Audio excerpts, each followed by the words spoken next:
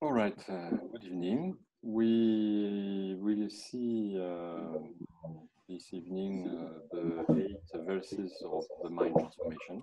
I think it is very much needed in our modern time when we have the tendency to be quite aggressive or emotionally reactive or reacting very quickly. We already have the support of the Bodhisattva Kyaravatara from Arya Shantideva to help us to keep the mind a little bit under control or under scrutiny. And this text really help us to have a more compassionate, more humble type of reaction in the daily life, in the daily encounters and daily situations. So as usual, I will read the verse and or the text, and then we can have discussion about it. So we will start straight now, and the first verse says like that: "Determined to accomplish all success, I shall always practice holding dear all sentient beings who are more precious than wish-fulfilling gems." So this first verse help us really to understand that the core of our practice is directed for the benefit of all sentient beings. Of course, we can say that all sentient beings are seeking somehow for happiness and for being free from suffering. Unfortunately, often our way of thinking and our way of acting is quite self-centered, quite selfish. Whereas within Dharma, we try as much as possible to focus on how we can help all sentient beings, all the others. Also, we are one individual, whereas there is an unlimited number of other sentient beings seeking also for happiness and experiencing suffering. So we found the Dharma, we found the teaching of the Buddha, and all the techniques, all the explanations to work on our minds. The rest of sentient beings have not or have not yet. Therefore, we hold also a certain responsibility. Somehow, because we have found the path of the Dharma, and we understand causality, we understand samsara, and we entered into the Mahayana path. So we have that responsibility. The responsibility to engage ourselves to reach enlightenment and to be able to help as many sentient beings as possible. Therefore, we can understand that all the other sentient beings are actually our focus. Our mind is directed towards them. Also, on our path towards enlightenment, we need to complete the two accumulations, accumulation of merit and accumulation of wisdom. And the accumulation of merits is done by helping, by engaging with the right motivation. We can see that all the other beings that we are helping also in some way allows us to accumulate the merits. Therefore, turning our minds towards all sentient beings and holding them dear is quite important. So we can see that if we want to fulfill our wishes, may they be temporal or spiritual, somehow we rely on other sentient beings much more than wish fulfilling gem of any kind. Dharma help us in many ways as well, from the point of view of not falling into self-cherishing, not falling into any attitude, self-centered. So we need to apply, of course, all the correct understanding of causality, of karma, which can support our engagement for the sake of the others. The second verse says in my text like that, wherever I go and whomever I accompany, I shall practice seeing myself as the lowest of all and sincerely hold others dear and supreme. This line is an antidote against pride. We have the tendency always to think that we are higher, that we are better than the others. So we are stronger, we are more beautiful, we are more intelligent, we are wealthier, we are more qualified. And because of all this pride and exaggeration, our mind gets very disturbed. And on the basis of a disturbed mind, then of course our practice is weaker and our daily engagement into helping the others is disturbed. Pride can take many different forms, and sometimes very subtle, sometimes very difficult to recognize. But even when we engage in humanitarian work or in helping the others, we can be very proud. Even regarding the other realms, sometimes we look at the animals and we say, "Oh, I'm much better than an animal because I'm more intelligent, because I can do more things, I can do my own way. The animal cannot." In some way, we are more intelligent, of course, than some animals, but we lie, we generate a lot of negative thought, a lot of negative activities that an insect will not have. So there might be some things we are better, but there are many other things we are not better, we are worst. So when we say to see ourselves as the lowest, it doesn't mean to underestimate ourselves. It doesn't mean either to play the lowest, like to pretend to be the lowest. It is really an inner attitude of humility, humbleness. So to observe our mind and not to let pride to arise and disturb the mind. Humility is often forgotten in the teachings. We talk about concentration, we talk about patience, we talk about ethics and so forth, but humility is not enough mentioned, whereas it is really a very good help for the mind. So it doesn't mean that we are nothing. It means we are who we are, and we should not pretend, and we should not place ourselves above the others. The third verse says, in all actions, I shall examine my mind, and the moment an unsubdued thought arises, endangering myself and others, I shall face and avert it. We can observe in our daily life that a lot of negativities are created when we speak and act too quick without to have observed our mind. We need to be much more aware of what is taking place in our mind than usual.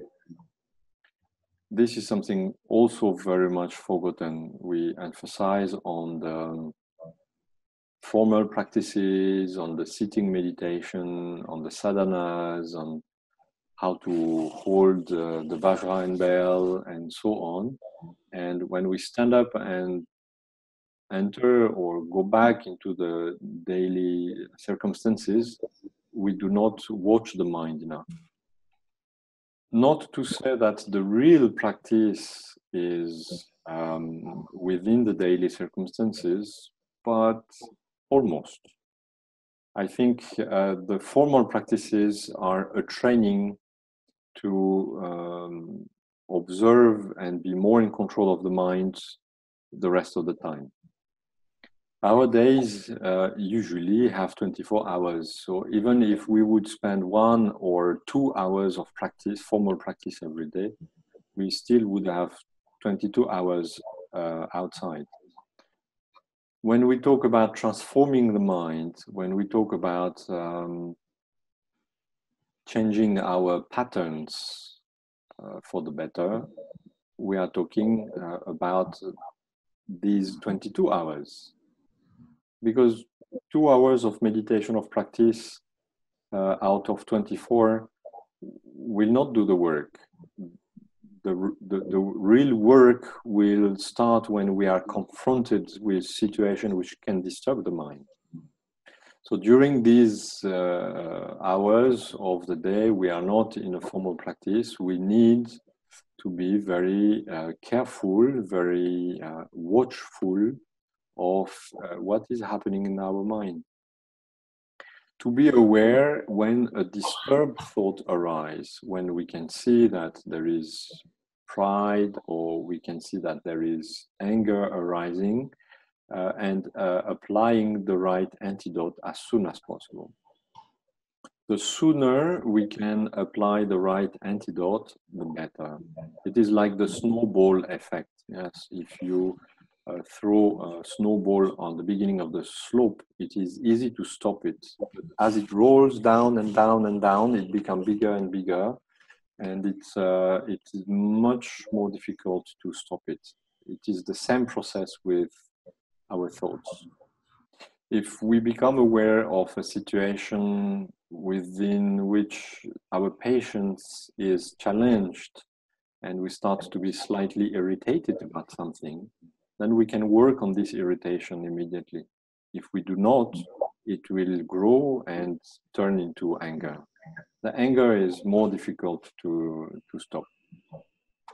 But this is possible only if we maintain as much as possible a peaceful state of mind throughout the day so that we can observe our thoughts, which is not always or not often the case because we let a lot of thoughts taking place in our minds and we are not peaceful at all. A lot of thoughts which are usually quite irrelevant for the situation we are living into. We are just walking and we could be walking, we could be peacefully walking. Instead, we are thinking about event of the past or something that might happen in the future.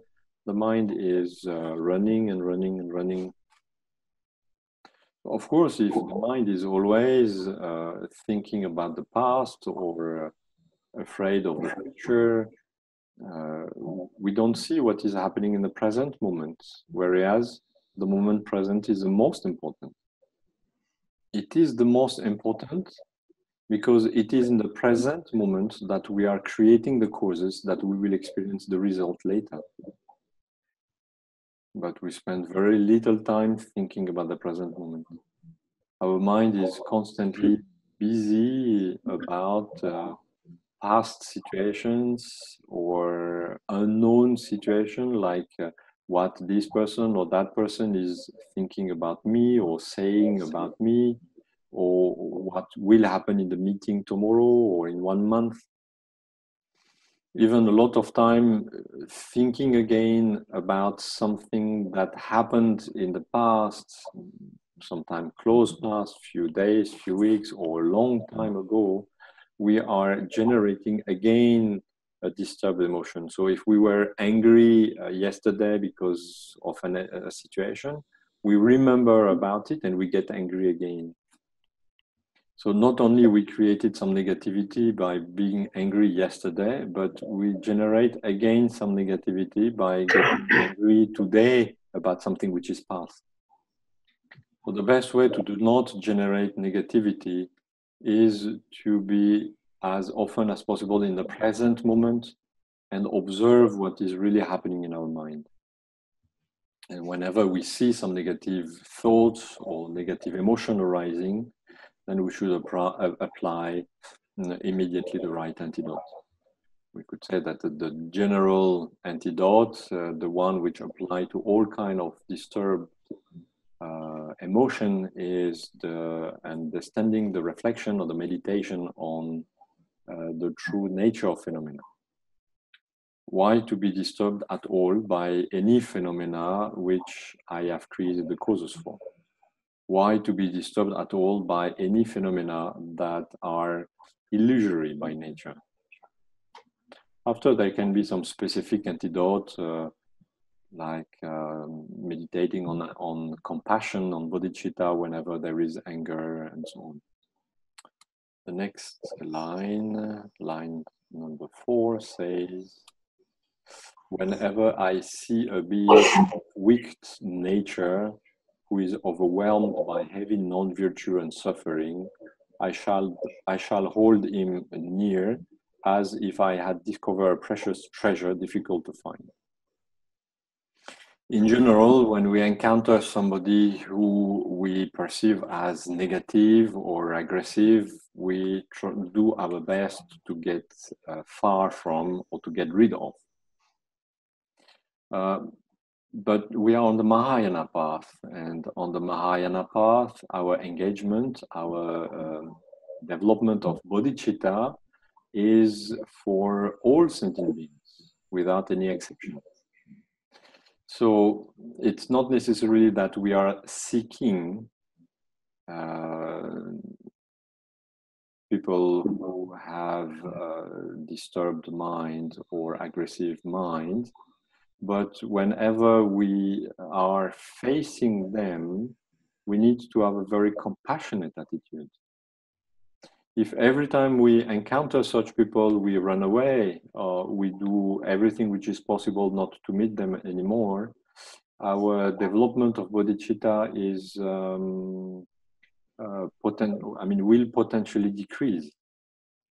Instead, whenever we encounter such being, holding them dear in the sense that they are a difficult object of compassion, but more effort I will put into generating the right motivation, that precious motivation will increase. On a daily basis, we meet some people who are nice, we meet some people who are not so nice, but we don't every day meet somebody who is extremely not nice.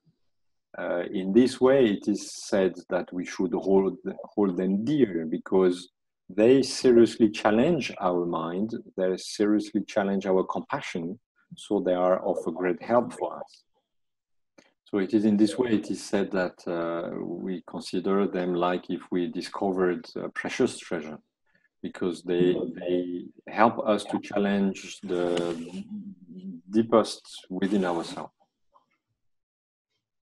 Especially if we are heavily disturbed, or if such people really touch us, what they are touching is very important for us to recognize and to work on further. They allow us to become more aware of every part of our mind and challenging our generation of bodhicitta. They help us to strengthen it. The 5th verse says, when out of jealousy others treat me badly with abuse, insult, and the like, I shall practice accepting defeat and offering the victory to others. This is a verse which deepen our practice of humility and tolerance. When we are meeting some beings who are abusive, instead of immediately reacting with aggression and negativity or negative emotions, we need to learn how to work on the manifestation of our ego.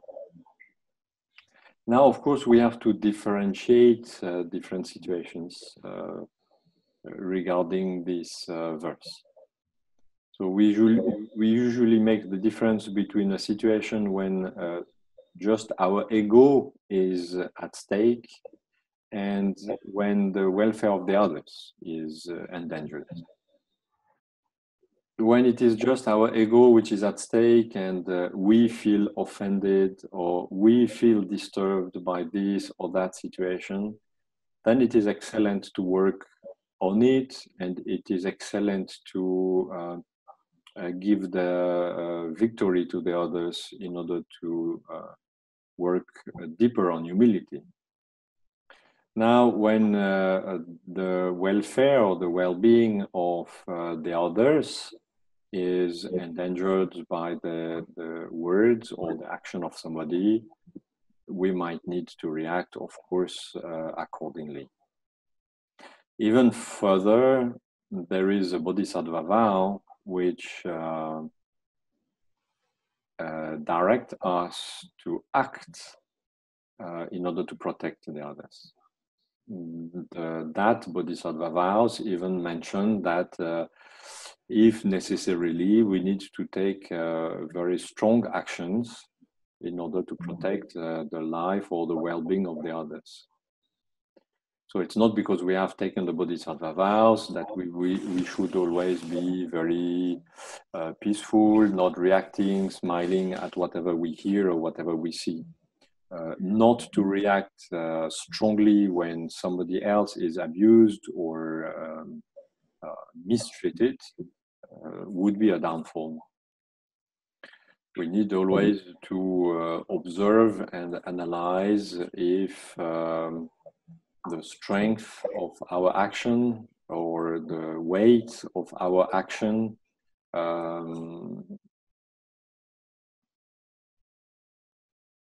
is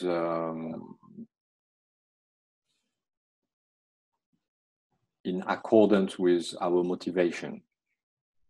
So if your motivation is correct, meaning if your motivation is bodhicitta, you can take some actions which can appear as wrathful or forceful to protect the others or to protect the situation.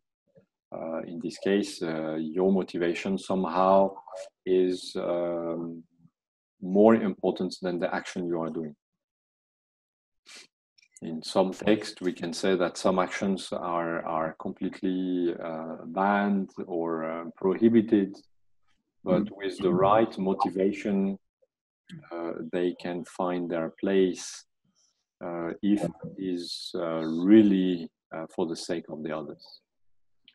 But when it is solely our own ego which is pointed at or which feels mistreated, then we can find some benefit in not reacting negatively and offering the victory to the others.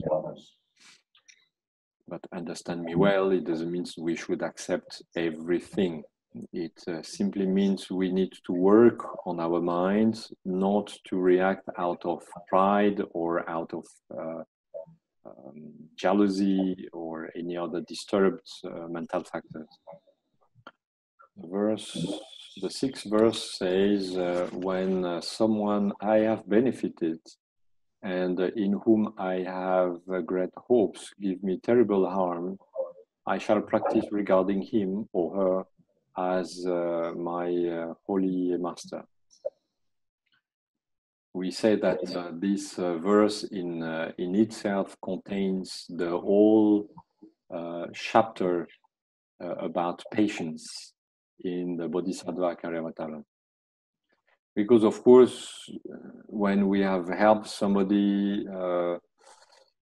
we are expecting this person to be very grateful and to show gratitude to us.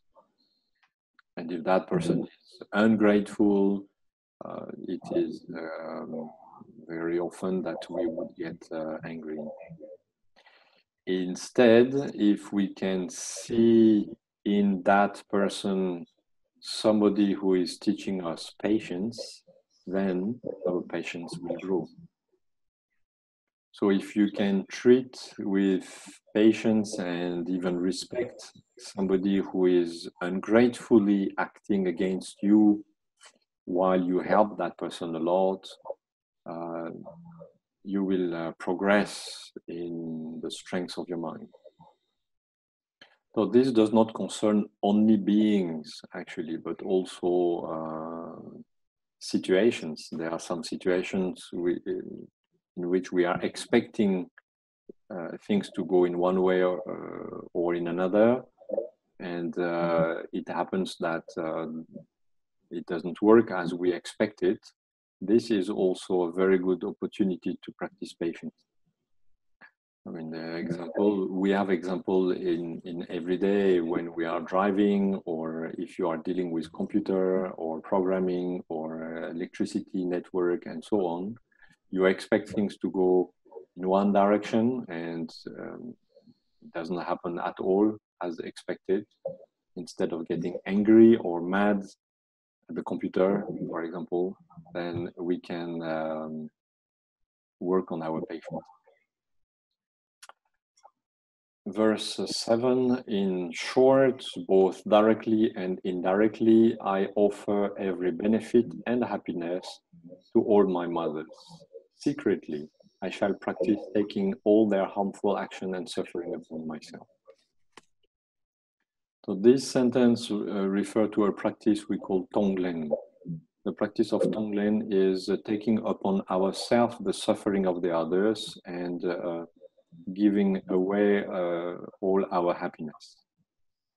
So it's a practice which helps us to develop our compassion, develop our bodhicitta towards all sentient beings. It is our wish, it is our motivation to provide all sentient beings with happiness and its causes.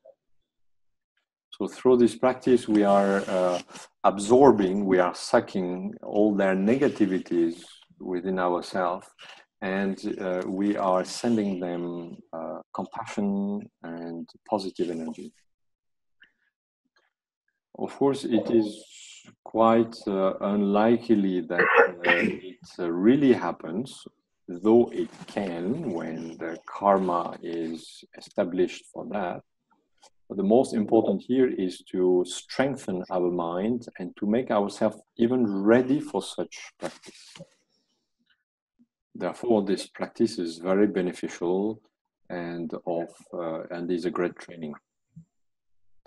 But as Geshe Langri Tangpa here mentions, it is a practice which should be done secretly, because it's not a practice which is which everybody can understand and can enter into. It's a practice for people having a mind strong enough for it. Mm-hmm.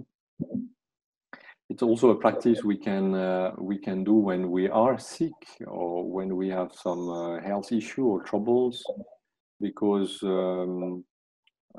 we see then our sickness as taking the suffering from the others, and we generate a lot of blessing and a lot of happiness that we send to all our mothers, in the sense that to all sentient beings who have been our mothers in the past. Mm-hmm. And the last verse says, with all these practices undefiled by the stain of the superstition of the 8 worldly dharma, by perceiving all dharmas as illusory, I shall practice without grasping to release all sentient beings from bondage. So this verse train speaks about wisdom and the way we need to perceive all phenomena. So all the previous verses and all the previous practices that we have been talking about should not be stained by the 8 worldly dharma. And these 8 worldly dharma are being generated on the basis of clinging to existence or clinging to samsara. Instead, it is important for us to see and to meditate on the true nature of all phenomena in order to discover and experience their illusory nature. If we understand the root of all phenomena and their illusory nature, the mind is not affected, not disturbed by them. Engaging into such practices with a mind which has not understood the correct nature of phenomena is not very fruitful. So we can engage in many different practices against our ego, in favor of humility, in favor of patience. But it is important to keep as a central practice meditation on the emptiness, meditation on the non-inherent existence of all phenomena. All right, I think I have covered the 8 verses. It's of course very condensed because we could speak an hour or more on each of the verses, but at least it gives us general idea, and I encourage you, of course, to read more about it and to study more about it. The 8 verses of the mind transformation is an incredible teaching to subdue our mind, to work deeply on what disturbs the mind. And whenever we see that the mind is disturbed or challenged by someone or by a situation, it gives us a great opportunity to practice further and to work on our mind. With such practice every day, our life is filled with opportunity of practice. So it is not just when you sit and when you do the sadhana and recite the mantras or the prayer, but the whole time around in post-meditative periods that you can deepen your dharma progress. All right. And I think in 1 week we have the question and answer. So if there are some things which are not well understood, we can go through them at that time. So read again and again these 8 verses and remember them on a daily basis in a way that you can apply them. Okay, thank you for your patience.